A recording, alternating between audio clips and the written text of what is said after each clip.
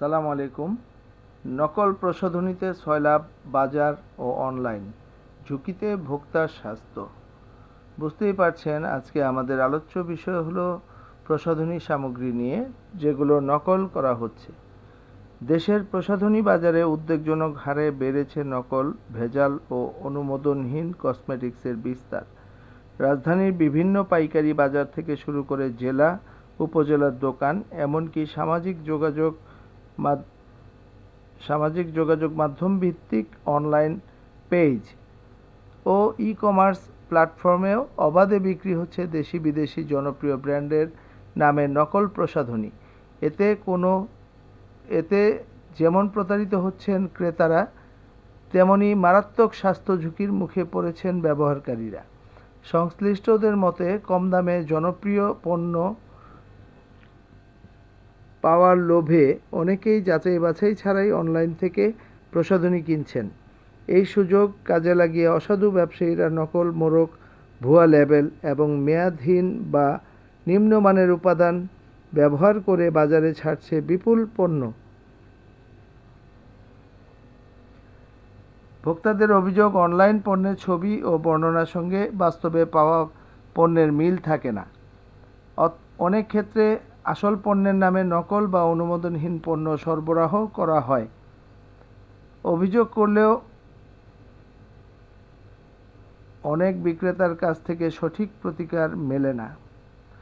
বাজার বিশ্লেষকের মতে, দুর্বল তদারকি, অবৈধ উৎপাদন ও সহজ অনলাইন বিপণন এবং ভোক্তাদের সচেতনতার অভাব, এই 4 কারণে নকল প্রসাধনী ব্যবসা দ্রুত বিস্তার লাভ করছে। এতে একদিকে সরকার রাজস্ব হারাচ্ছে, অন্যদিকে ক্ষতিগ্রস্ত হচ্ছে বৈধ ব্যবসায়ীরা। এ পরিস্থিতিতে সংশ্লিষ্টরা অনলাইন ও অফলাইন উভয় বাজারে নিয়মিত অভিযান জোরদার, অনুমোদনহীন পণ্যের বিরুদ্ধে কঠোর ব্যবস্থা গ্রহণ এবং ভোক্তাদের সচেতনতা বৃদ্ধির উপর গুরুত্বারোপ করেছেন। পাশাপাশি প্রসাধনী কেনার আগে অনুমোদিত বিক্রেতা, উৎপাদনের তথ্য ও আমদানিকারকের পরিচয় যাচাই করার পরামর্শ দিয়েছেন তারা। তাই আমরা যাতে প্রতারিত না হই সে ব্যাপারে আমাদের সজাগ থাকতে হবে।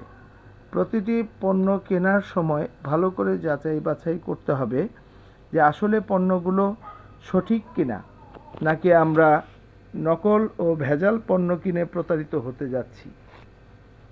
তো আমি আশা করব আপনারা সবাই এ ব্যাপারে সজাগ দৃষ্টি রাখবেন এবং যে কোনো পণ্য যে কোনো মার্কেট থেকে কিনতে গেলে ভালোভাবে যাচাই বাছাই করে পণ্য কিনবেন। কারণ আমাদের বর্তমান বাজারে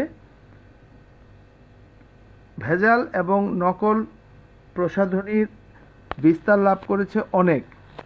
এটা একটাই কারণ যে তদারকির অভাব। সংশ্লিষ্ট কর্তৃপক্ষের দৃষ্টি আকর্ষণ করছি এবং আমাদের এই ভিডিওটা যদি ভালো লেগে থাকে অবশ্যই লাইক, শেয়ার এবং সাবস্ক্রাইব করতে ভুলবেন না এবং আমাদের পরবর্তী ভিডিও দেখার আমন্ত্রণ রইল আপনাদের। তো যাই হোক, পরিশেষে এটাই বলবো যে আসলে প্রসাধনী মানুষ কেন ব্যবহার করে? প্রসাধনী ব্যবহার করে নিজের সৌন্দর্য, স্বাস্থ্য এর জন্য।